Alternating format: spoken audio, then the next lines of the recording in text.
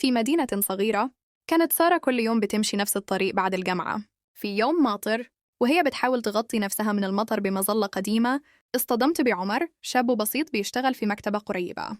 ضحك عمر وقال: شكلك محتاجة مظلة جديدة. ابتسمت سارة وقالت: وأنا لسه بقول كده. من هنا بدأت صداقتهم. كانوا بيتقابلوا كل يوم قدام المكتبة، يتكلموا بالساعات عن أحلامهم، وهي تحكي له عن حبها للكتابة، وهو يحكي لها عن حلمه يفتح مكتبة خاصة بيه. ومع الوقت الصداقة بقت مشاعر أعمق، لكن ولا واحد فيهم كان عنده الجرأة يعترف.